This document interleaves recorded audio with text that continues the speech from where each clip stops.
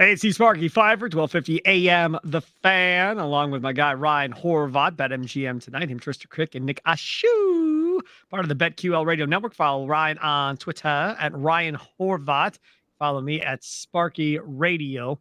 Horvat, obviously you're the gambler, so how are things going after one weekend of NCAA tournament action for you?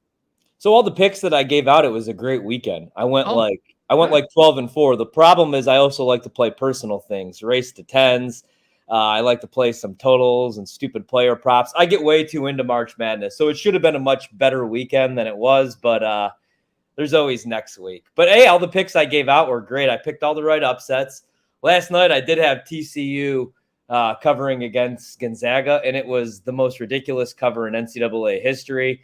Guy hits a three with 0.8 of a second left on the clock. They roll the ball. He picks it up, drills a three, and they end up covering, which was awesome. Man, Gonzaga looks good, though. I bet them a couple months ago. I gave that out. They were 25-1 to win it all. Now they're all the way down to 12-1. Also, not to brag, but you should listen to the show. I gave out Joel Embiid a couple weeks ago, 25-1 to win MVP. Everybody called me crazy. It's going to be Jokic.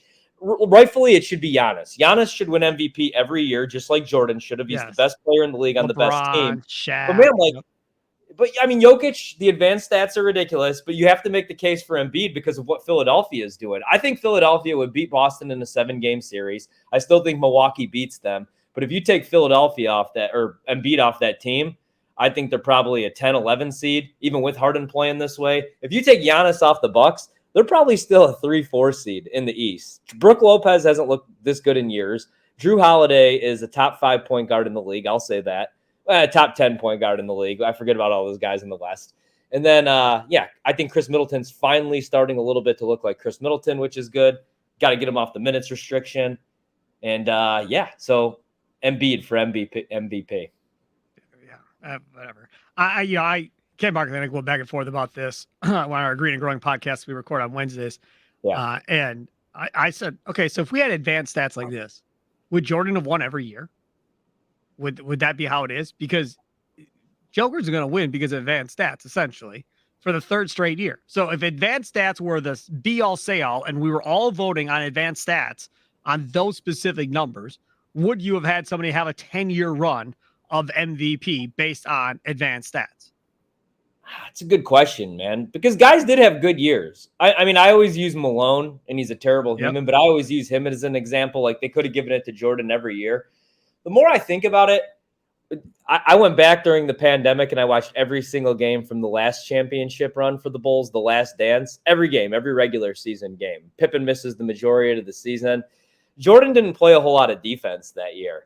Also, man, the last month of the season, in the first 2 rounds of the playoffs, Jordan went on like an epic shooting slump. Like, people don't talk about this. They lose to the Pacers if Kukoc doesn't save them game 7. So I actually don't have a problem with Malone winning that year.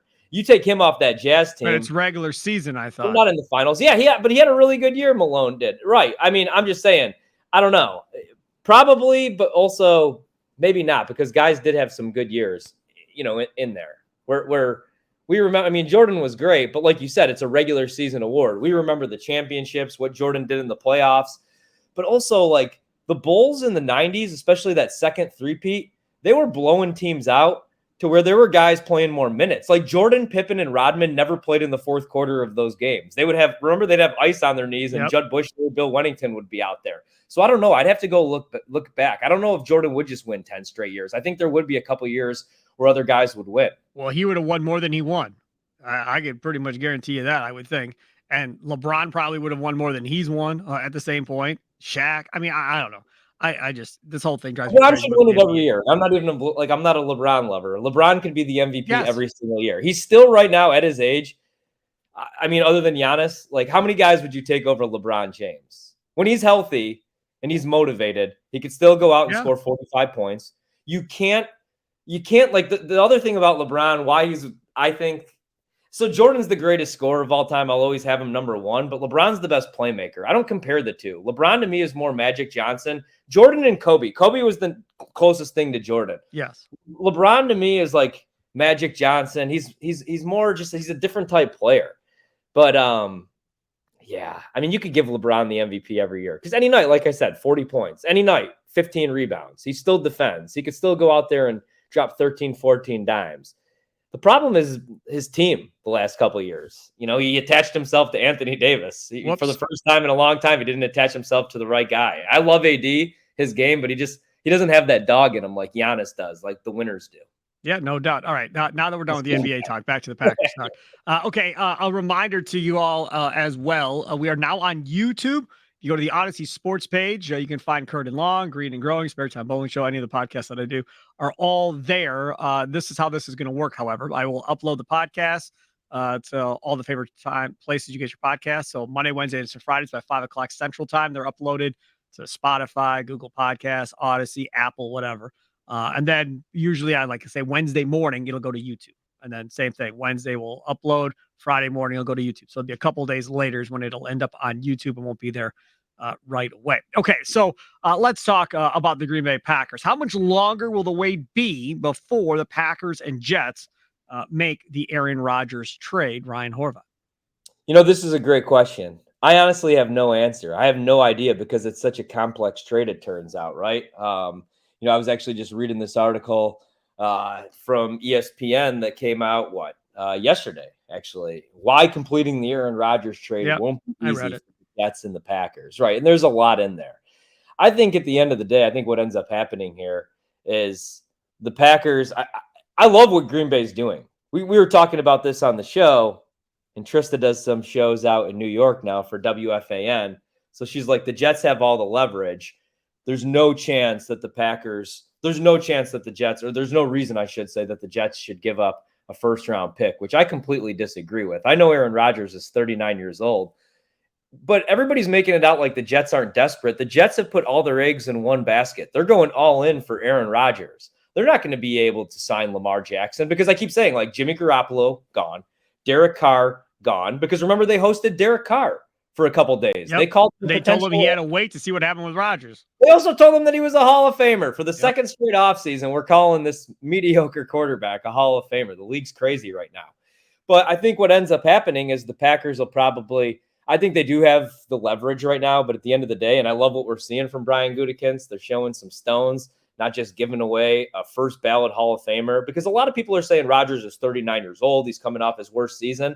Okay, but again, like we have the excuse where broken thumb on the throwing hand, rookie wide receivers, trading away Devontae Adams and replacing him with the corpse of Sammy Watkins.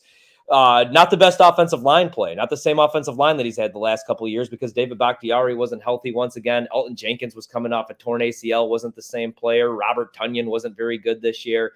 And I feel like you have that built-in excuse. He's also won 2 MVPs the last 3 seasons. So I love what Green Bay is doing.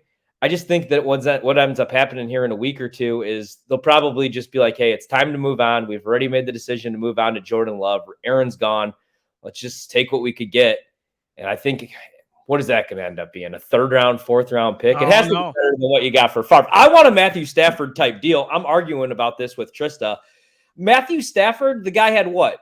No, he never had a playoff win. We're talking about Aaron Rodgers. You could say only 1 Super Bowl, but every year, man, every year but last year, he guarantees you 11, 12 wins. And again, 2 out of the last 3 years, he's won an MVP. So I want at least a Matthew Stafford, Russell Wilson type return. You could call me crazy. I know Rodgers is 39 years old. I know it's not going to happen. I know how the cap works, but I know what Green Bay is trying to do, and I like it. I think at the end of the day, they end up having to take the crappy deal just to get rid of Aaron because they're so desperate to move on from him.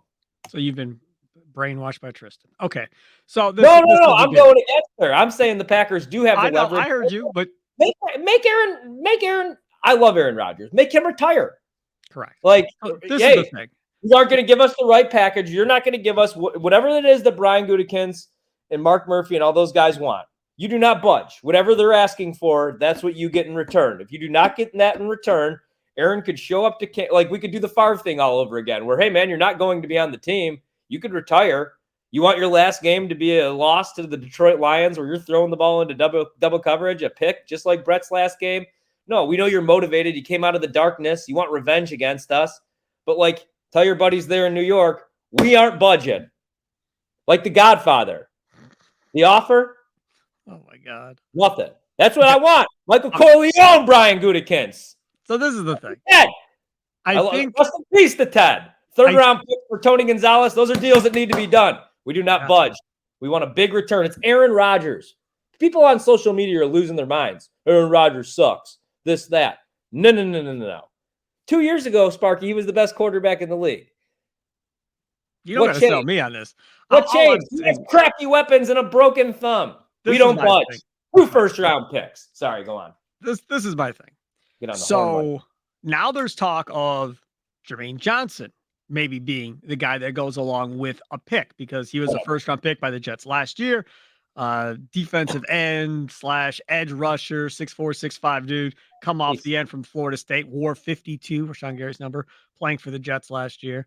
Had 2.5 sacks, I want to say, somewhere in that area for the Jets last year. I think I'm okay with that. If it's going to be Johnson and their second round pick this year, I think I'm okay doing that deal. If that's what they want to do, I'm fine with that. The other part about this is realistically, I would love 13 in the first round. That's what I want. I want 13 in the first round, and I'd love a second round pick this year, next year, whatever. But I want the Devontae Adams deal, a 1 and a 2. If that's not going to happen, then it's going to be okay. So if we're going to have to substitute the 1 for a player, then what player is it going to be? I don't need, with all due respect, their wide receiving core, unless it's Garrett Wilson. Okay, fine. The rest of them, I'm good. Like, I don't need the rest of them. There's this unbelievable amount of love for Corey Davis. For what reason? I have no freaking clue. But everybody thinks this dude is just going to be all that in a bag of chips. Tell me when. Just tell me when this is going to happen so I can make sure I'm watching. Let him stay with Aaron and let's see him become this great player. So a lot of Packer fans, I love Corey Davis.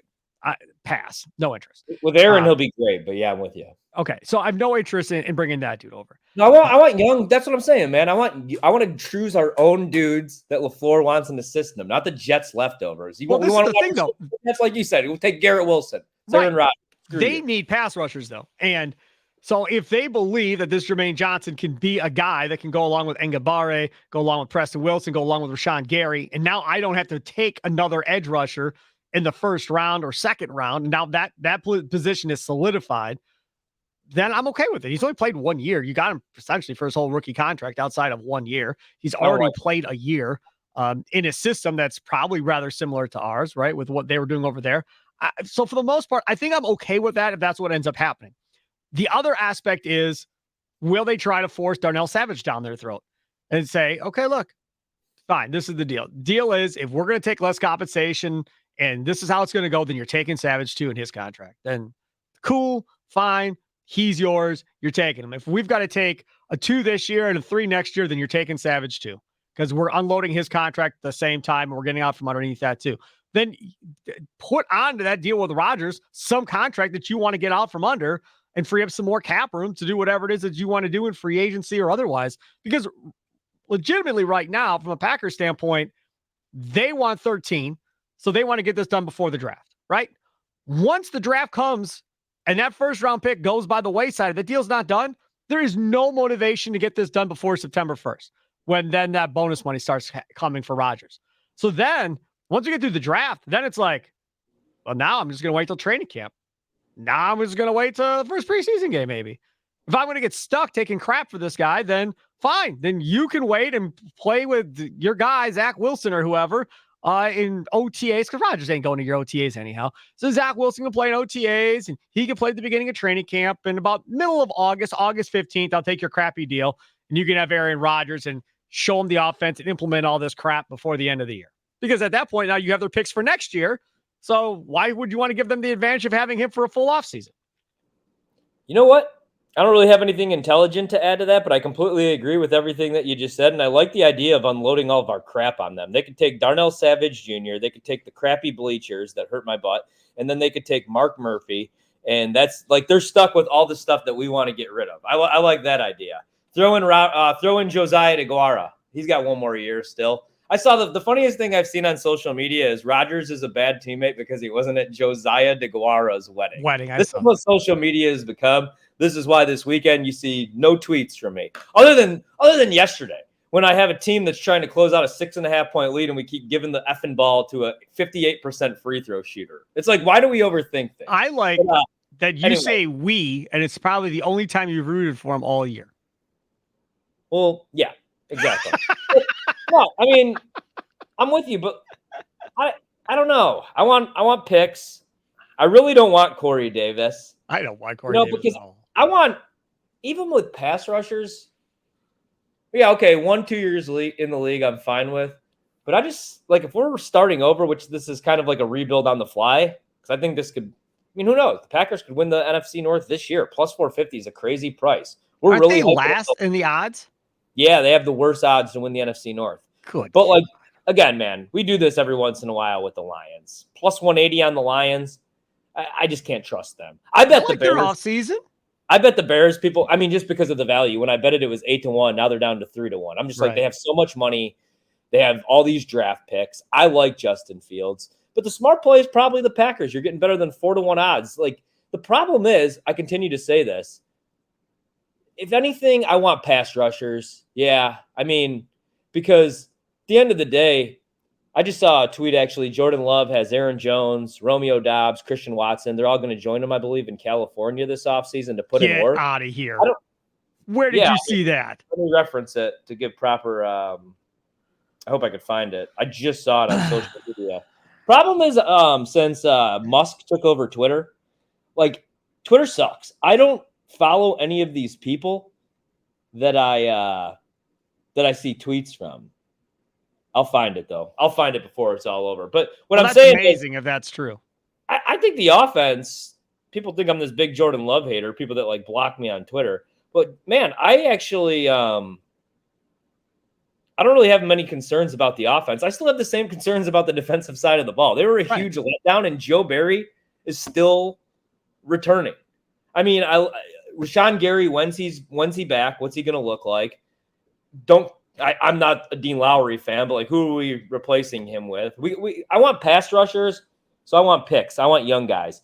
Joe Arrigo, co-founder, VP franchise. He's legit. Is he legit? Okay, Packers fans. Aaron Jones, Christian Watson, and Romeo Doubs are going to join Jordan Love and Cali to work out and start to try to get their timing down, according to, Arm Dangerous QB. I think this is... That's Jordan Love's trainer, isn't it? All right, so, yep, here it is. They have it, too. Aaron Jones, Christian Watson, Romeo Doubs are going to join them. There's even, like, a Spanish tweet about it. So, I don't really... What I'm saying is, I think the offense might even be better. I don't think Jordan Love's better than Aaron Rodgers, but he's young. If he makes the throws, he gets the time. But again, this is the thing, though, right? And this is what I've always had an issue with. He is trying to put in the extra work outside of what's required by the team in order to get things right as much as he can. If they go into the season and it doesn't work, you can't say, well, Jordan Love didn't do enough in the offseason. Like, you're not going to be able to say that. Like, the wide receivers, they didn't work enough with Jordan Love. They should have done that. You know they're going to get together and they're going to start working on stuff before they have to get together and start working on stuff. So it's going to be very hard for a fan to be like, oh, my God, like, their chemistry's all off. Why isn't this working? Well, if it's still off by the time we get to that point, then there's probably more going on than what we realize at this point. But if you're all going to hang out and all going to go work out together and working on all this stuff. Now, the other thing I would say is hopefully they all watch tape together, too. And I don't know if they're going to do that or not. But that would be something else, Ryan, where, okay, we see this. Christian, what are we going to do here? Because it's all sight adjustments, right? That's what this is. You have to be on the same page as Christian Watson and Romeo Doubs. We see this look. Hike, pause. What route are you running? What route are you running? Okay, next one. Do it. And get on the same page of when we see this look, we know what we're running. When we see this look, we know what we're running. And try and get to that point, and it's going to take a while. It's not going to happen in one offseason, obviously. But trying to get on the same page with one another, it's something that you didn't see from Aaron Rodgers. And will it work? I don't know. We'll see. Yeah, I'm kind of excited. I'm kind of jacked, to be honest. The last 24 hours, I've changed my tone a little bit here. I mean, I'm excited. I can't wait to watch Rodgers in New York. I'm going to root for Rodgers still. And I'm going to root for Jordan Love. I'm going to root for the Packers. I mean, as long as Aaron doesn't go to Minnesota, even if he goes to San Francisco, I'll probably root for him. Now, if the Packers meet the Jets in the Super Bowl, I'm going to root for the Packers. Maybe. There you go. I mean, yes, of course I am. It's going to be hard rooting against Aaron Rodgers ever. I love him. But, dude, it's Jordan Love's time. Let's be honest. I kind of wish that Rodgers would have got it done at least one of the last 3 years. You know what I'm saying? Like with Yeah. LaFleur with the 13-win seasons, because I think he would have retired. This would have been a lot easier for me to accept. But I'm excited, man. You see these videos Jordan Love's putting in the work. He looked much better. I mean, let's be honest. People, you can crush me all you want. The general manager that drafted him and the head coach that look at him every single day, they didn't know that they liked him so much that they had to pay that lunatic at 38 years old all that money. You know? And then Tom Clements came in and fixed him. Okay. Just like Mike McCarthy, let's be honest. Is Aaron Rodgers, I hate to give any credit to Mike McCarthy. Maybe if Rodgers plays right away, he's Aaron Rodgers. Aaron Rodgers may have lost it a little bit. I mean, he had bad mechanics when he was at Cal, but Mike McCarthy put him through Mike McCarthy quarterback school. What was it, 3 hours every single day? Beat it in him. And then Rodgers had a monster first year. I'm going back and watching every single game, which I know we talked about on the last podcast. I can't get over Jay Cutler's first game as a Bear. They trade all those picks. His first snap, I put it on Twitter. He bobbles it and just throws it into the crowd. But man, Rodgers was so good those first couple of years. The team just wasn't very good the first 6-win season. I think Jordan Love can do that, though. And that's kind of what I think the season's going to be. When I say, I think the Packers, I laugh when people are like 12 wins, 13 wins. It's not because of Jordan Love again. I'm a believer now of Jordan Love. I want to be at least. I'm going to give him 12 games. Give him a shot. But I still worry about that defense, man, especially if they can't get rid of Darnell Savage Jr. because he stinks. But that's the thing. If they win 12 games, it's because the defense took a huge step. That's how they win 12 games. If they win 12, the defense will have taken a huge step forward. It will be like a top 3 defense or something in the National Football League. That's how you win 12 games. All right. Topic number 2. That's the latest we've ever gotten. Topic number 2, 21 minutes in. Right. Aaron Rodgers on the Pat McAfee Show last week. We were going to get to this last week and we ran out of time. Aaron Rodgers proclaimed himself, he thinks it's debatable. He thinks he is, though, the best player in Packers history. He didn't say best quarterback. He said best player. So best player would mean all positions. We're not just comparing him to Bart, to Brett, just all positions in general. Best player in Packers history. I knew that this would be a touchy subject with the older folk when we start talking about best player in Packer history. Because what happens is, and it will be no different with your kids or my kids, what they see is what they know. And what they know is always going to be in favor of what they have never seen or an era that they don't believe was as good as their era. And it's going to always be this way. So if you're in your 40s now, by the time you're in your 60s and some other phenom comes along, people will be downplaying what Rodgers did or downplaying what Giannis did or downplaying whatever favorite other player that you have. Brett Favre did. Right? All that'll be downplayed because this new guy is better than all these guys. And this new guy is playing with much greater athletes than you guys ever had back in 2020. Those guys weren't nearly as good as these athletes. That type of stuff is going to happen, which is what happens when you compare Bart Starr to any of these guys, right? And you have disrespectful idiots like J.J. Redick calling them plumbers or whatever the hell he was calling them. So you have that, and that's just the arrogance and disrespect from a guy that doesn't know a damn thing about what it was like playing back in the day. It's very hard to compare eras and generations because the rules are different. Back then, guys playing with broken legs and every other damn thing back in that era. You could take guys out and hit them helmet to helmet. You could have all of these crazy hits and biting and punching under the piles and everything else. I mean, it was a completely different era than it is now because back then the coaches still had say more than players. Now players run the whole thing because they're making millions of dollars. They're making more than the coach, making more than the GM. They're going to win. See Aaron Rodgers, who is running the organization. First he ran Green Bay. Now he's running the Jets. So best player in Packers history. What do you say, Ryan Horvat?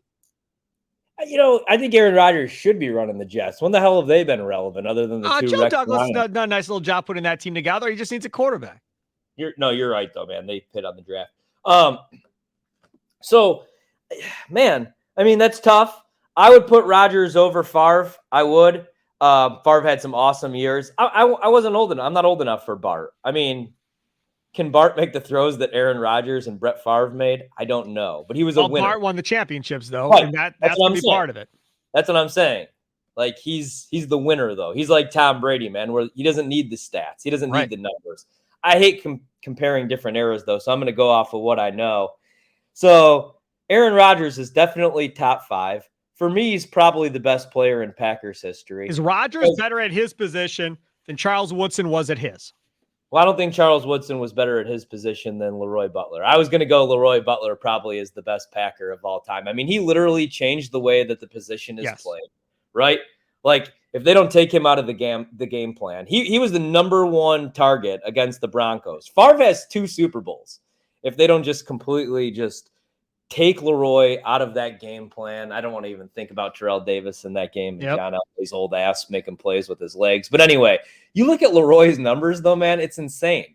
There was a season where he had 6.5 sacks. He played from 1990 to 2001. That's 11 years as a safety. He played pretty much every single game until he got older. Invented the Lambeau Leap. Was a Packer from the time he started his career, ended his career. Aaron didn't do that. Brett didn't do that. So it's really hard to go against him here. And again, he changed the way that the position is played. He should have been in the Hall of Fame a long time ago. I'm not just saying this because I know the guy and he gave me the cookbook and I like his mac and cheese. What about Reggie White? Yeah, so okay. Somebody asked me that. I would go Leroy. Leroy played his entire career with Green Bay. Reggie just didn't spend his entire, that was the end of his career. I have to go Leroy, man. I mean, I think he's the greatest safety to ever play the game. Now that's changed, right? Because guys have come along. It's like, is there even a LeBron James if there isn't a Michael Jordan? LeBron wanted to be MJ. Kobe, the same thing. I feel like a lot of guys, like, is the safety position played the way? And you could say John Lynch and, Woodson. And I know there were guys. John Lynch was not Leroy. No, absolutely not. But Ed Reed. Go back and watch those games. Ed Reed, unbelievable. Leroy was like half defensive back, full safety, half linebacker, though. He was my favorite player growing up because I played defensive back and then safety, and I wanted to play quarterback, but I had to play defense. So I was like, oh, I'll watch Leroy. And I just kind of fell in love with watching him play. I was like, oh, we could blitz, and they were like, well, no, but Leroy Butler could. And again, man, what a ridiculous career. But Rodgers, man, I mean, every year there were some bad teams too, though. And that's the difference. Yes, I have to go Rodgers even over Leroy because the difference is Leroy couldn't just go out there and turn a 5-win team into an 11-win team. You should only have that in like basketball, but Rodgers was able to do that. The year where they go to the NFC title game and get absolutely destroyed by Atlanta, that was a bad football team. They beat Dallas, man. Ladarius Gunter was your top shutdown corner. There were some really bad defenses. Wearing 36, by the way. And we saw this because when Rodgers would go down, the years where he would get hurt, the team would completely fall apart. And that was with like Brett Hundley shouldn't have been that bad. Scott Tolzien, Deshaun Kaiser. At one time, Deshaun Kaiser was a first-round pick, man, for the Browns. And anytime Rodgers got hurt, they would completely fall apart. How many game-winning touchdown passes, the Hail Marys, every throw that he made. I wish he had better success in the playoffs. But if you look at his playoff numbers, he has better playoff numbers than Brady. He just hasn't played in as many games. He has a better QB rating, better touchdown to interception ratio. He blows Joe Montana out of the water. At the end of the day, he played against some really good defenses in the playoffs. Yes, I'm going to say Aaron Rodgers. Long-winded answer, yes. Aaron Rodgers, best offensive player. Leroy Butler, best defensive player. All right, next topic, moving on. Robert Tonyan to the Bears, Dean Lowry to the Vikings, Alan Lazard to the Jets. Who will be the top performer? Tonyan, Lowry, or Alan Lazard? Ryan Horvat. I'll go with Alan Lazard by default because he has Aaron Rodgers throwing him the football. He'll probably be the third down guy, key blocker for that, especially when they get Breece Hall back. So I'll go with Lazard. I'm not high on Dean Lowry. Now he goes to the Minnesota Vikings. In my opinion, the worst defense in all of football. The only defense in all of football that allowed Daniel frickin' Jones to have 2 300-yard passing performances. Tonyan, man, I worry about Tonyan a little bit. He just wasn't the same player. Happens with some guys. Some guys return from an ACL injury and they're Adrian Peterson. Some guys just never return to the same player that they were. Look at other sports like Derrick Rose. And he's going to the Bears where they're probably going to draft Cole Kmet too. That's what the Bears do. They love having 8-9 tight ends on that roster. I think Tonyan will have a similar Bears run like Jimmy Graham did. So Alan Lazard. Yeah, I think I agree with you on that, Alan Lazard, as well. It'll be interesting. I thought Tonyan would probably end up going somewhere else. I didn't expect the Bears. in fairness, I thought Lazard was going to be the guy going to the Bears when we were going into the offseason. I thought that made sense. I didn't think it would be Tunyon. And to be quite honest, I never even gave a second thought to Dean Lowry going anywhere. I was like, never even crossed my mind. I was like, oh, yeah, I guess he was out there. I guess that would make sense that he'd go to the Vikings.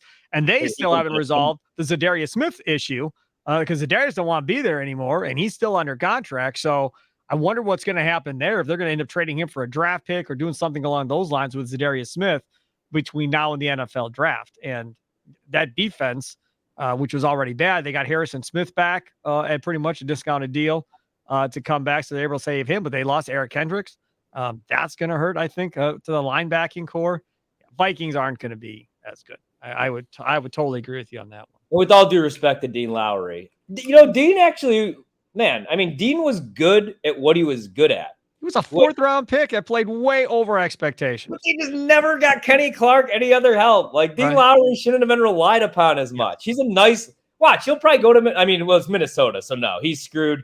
Maybe Tunyon has a nice little run with the Bears. I do believe in the Bears, but Lazard's going to be catching balls from Rodgers, so he wins. I will say really quick, I'm back in on the Packers because they're finally trimming the fat. If they could just find a way to get rid of Josiah DeGuara, ship him to Turkey, bring him here to DC. He could play for the Defenders or the Commanders. Let's just trim the fat. All the guys that I don't think can play. You could show me a Josiah DeGuara block on YouTube. One of the bloggers can show me that. I don't care. I've seen him play. He's not good. He should have never been a third-round pick. I digress. I don't disagree. Last topic. Thank you. We added this one late after I saw a video on Twitter. So Pat McAfee, former Colts punter, of course, Pat McAfee Show on YouTube, does College Game Day, was doing WWE, which I think that one is about done now, so we won't see him as much on WWE anymore. But he's everywhere, right? Guy's made more money, I think, off the field than he did on the field, and is highly entertaining with him and his producers and all these random people he brings in studio and so forth. And obviously Rodgers made him a lot of money by being on that podcast for the last several years. So I see this video that McAfee's producers put out from the show today, Monday. And McAfee's talking about how he was trending over the weekend. I think it was Saturday. He woke up. He's like, what the hell? Why the hell am I trending? What happened? Why am I trending? So he goes to look, and he is under fire, apparently, from all these Packer fans, all hating on him and all going after him. Yeah. This is my thing. The question is, should Packer fans be hating on Pat McAfee? I'd like to kind of understand why exactly we're hating on Pat McAfee. Like, did McAfee say Jordan Love stinks? Did McAfee say the Packers are going to be horrible for the next decade? Like, did McAfee say something that I missed? Because I watched probably, 97% of that interview with Rodgers before me and Ryan started recording. And I didn't hear him say anything negative about the Packers. Now, again, do I watch that dude's show every day? Absolutely not. Did I only watch it when Rodgers was on? Absolutely. Will I watch it again with Rodgers on the Jets? No. But when you do turn it on and you do watch it, he's funny. And most of what I see of McAfee is on video clips on Twitter, right? If he's got somebody on or whatever, and they have the clip up there, I'll watch the minute clip or whatever. Am I sitting in front of my computer watching YouTube and his show every day? No, I got to work. But I don't get it. I mean, I get the whole, he's not asking him any hard questions. Well, I mean, understand, and those of you that have never done the media or done what we do, if you're paying some dude to come on your show or whatever their arrangement is over there, dude, he ain't going to be throwing hard questions at this dude. This dude is making him a ton of money, folks. You can't use your brain here. Like, that's not going to be a thing. And AJ Hawk, I thought he asked some pretty good questions. I think Hawk was on it. Maybe Hawk has the ability to ask him more of a tough question because of their relationship, and it's not Hawk paying him. So maybe AJ has that lane that he can jump in, but I don't feel like that's something that you should expect Pat McAfee to do. Like that to me is an unfair ask of McAfee at this point of how this whole relationship has been built over the course of time. So I don't get the hating on McAfee necessarily, but Horvat is far more emotional than I am. So Ryan, you tell me, do you get it? No, I'm not emotional. I like McAfee, though. Packer fans, It looks like some of them. I'm actually just catching on to all this. I was watching the hoops all weekend, enjoying life. It looks like, man, he blocked a lot of Packer fans. He did. They're pissed off about it. They, some of them. He blocked a lot of people. He was blocking Colts fans too. I mean, he was on a blocking party over the weekend. It looks like he blocked a lot of the same Packer fans that I also have blocked. The people that want to carry the water for Brian Gutekunst and Mark Murphy, the water carriers, the anti-Rodgers folk. So I guess that's probably what happened. They were probably, coming after him. Looks like some people are calling him a meathead. Looks like he lifts weights right before he goes on the air. Yeah, people are just really mean, man. Like some people in this fan base, even if you look at the send-off Rodgers is getting from some people, posting pictures of his last interception. That's embarrassing. That's a guy that was even if you hate Rodgers, you want him to go. He was the quarterback of the team for nearly 2 decades, played with broken bones, played literally with a broken leg, won a Super Bowl. You could say it's only one Super Bowl. How many do you have if he's not here? So this is my thing. I hate social media. Love McAfee. Best show. The only show I listen to other than ours and then Green and Growing, of course. Thank you. This is the other thing. And I don't know if I'm right or not for this, but going back to what you said about social media being mean and all of this, I was watching that Marquette game, and as they lost to Michigan State, and I said when that bracket came out, I was worried about Izzo, but I'm watching that game, and I'm on Twitter, and I'm tweeting, right? And Kolek, didn't play well against Vermont, didn't play well against Michigan State. He played awful against Michigan State.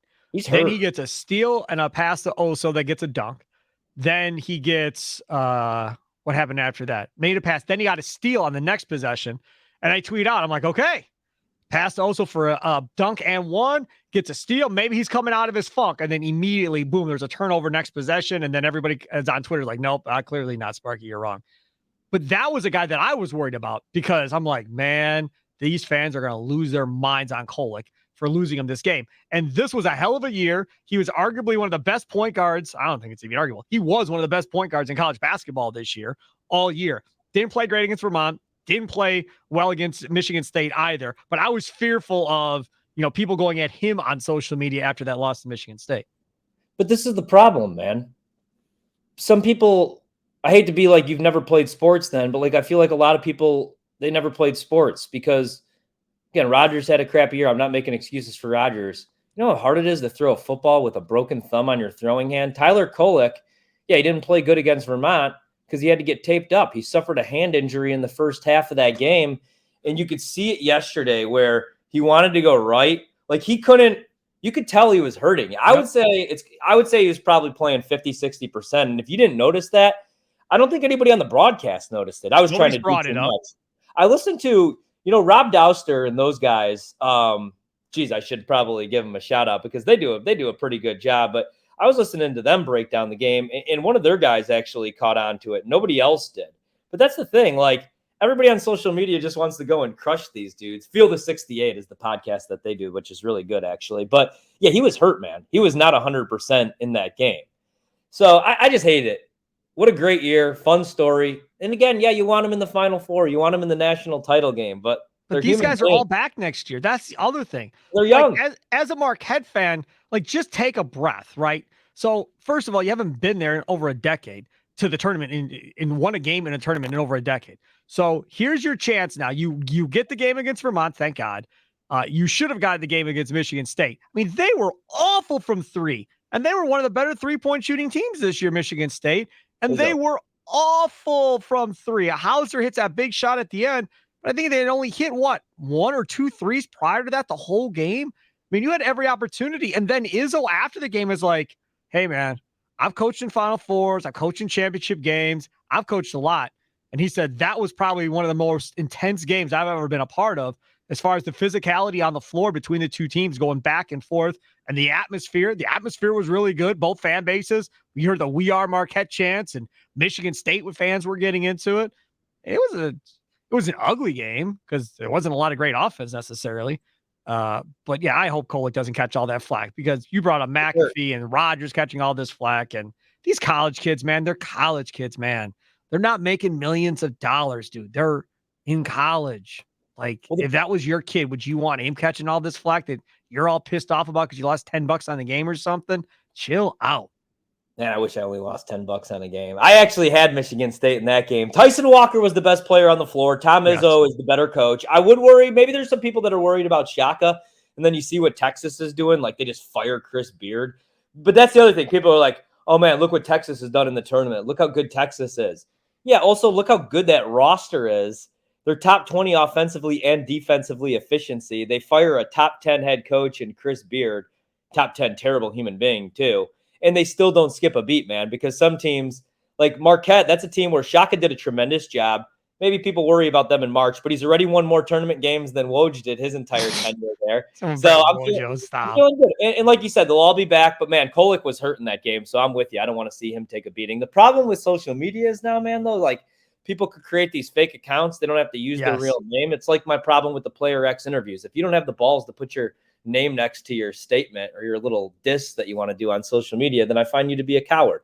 There's people that'll like, oh, Horvat hates Jordan Love, this and that, and I can't even read their comments because they have me blocked. So they just want to type to the air, but they're cowards, and that's the problem with social media. Everybody that has a Twitter account should have to put their real first name, last name. Hell, you should have to put your address on there.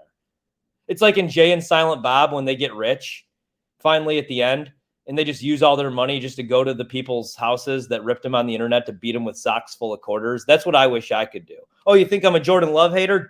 No, I'm not. I just hated the draft pick because it was stupid. You should have taken T. Higgins or anybody. I think you've mentioned T. Higgins on almost every podcast since the season ended. A lot of people don't know how good T. Higgins is because everybody it's always the slot fest for Jamar Chase, man. Well, I think T. Higgins, here's a hot take. I think T. Higgins is a better receiver than Jamar Chase. I don't. I think he'll have a longer career than Jamar Chase. Good job rewinding that quickly. Okay, so Wednesday is mock draft Wednesday. It's still Horvat's turn. It's been Horvat's turn for a while, I think.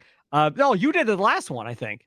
Yeah, you did do the last one. You keep throwing this on me, yeah. Yeah, the last one you did was 2 weeks ago because last week we didn't do it, obviously, because that's when the Rodgers stuff with McAfee happened. And then Friday, thanks again to former Packer offensive lineman Mike Wall for joining me and doing the show. And this Friday, you're off this Friday too, right? Because you got NCAA tournament stuff. Yeah, this will be the last Friday I'm off, though, because then the games, yeah. So we'll see what kind of co-hosts I can wrangle up for this Friday. But coming up Wednesday, we'll do a mock draft Wednesday. Do we think Rodgers is back on McAfee again this Wednesday? Do we think he's coming back on and talk about this deal not being done again? Do we think this is a possibility? I would think it's a strong possibility that he's back on McAfee this week. So what have you been doing, Matt? I just sit here waiting on Goody to get this damn deal done so I can do something. That'd be great. Like I don't even have to imagine. I got to be honest. I love McAfee, but not so much the Rodgers stuff. Like I think it's a great show because, dude, they have guys that they break down film. They're hilarious. I love that he just has all of his buddies with him. Had Pac-Man in for like a week. That was. I want more Adam Pac-Man Jones. I know he's done some questionable things off the field. Even his question to Rodgers, but that's the thing about Pat. Like, I don't know. And I think AJ continues to get better. I think AJ is really good now. And a good dude. I've met AJ a couple of times at the Packers banquet. Always takes pictures with me and my wife. We always talk MMA. That's the thing. Like, I get it. People think like, oh man, Pat and those guys are meatheads. But here's the thing. Like, so am I. And like, that's the kind of stuff I like. I remember when AJ Hawk got drafted. That year he got drafted, I didn't want AJ Hawk. I wanted nothing to do with him. I wanted Vernon Davis, the tight end who the Niners took. They were right in that same area. And then AJ Allmendinger, who now races NASCAR, but back then was an IndyCar race driver. They were racing at the Milwaukee Mile. And AJ Allmendinger is a huge Green Bay Packers fan. Huge.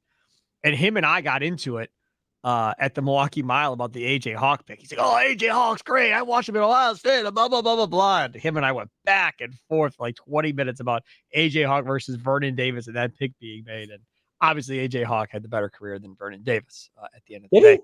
Yeah. Oh, for sure. Yeah, no question. Yeah. He is Ryan Horvat. Follow him on Twitter at Ryan Horvat. Very, very entertaining. Don't block him. He's a very nice human being sometimes. Steve Sparky Fifer here at Sparky Radio. You can follow me as well.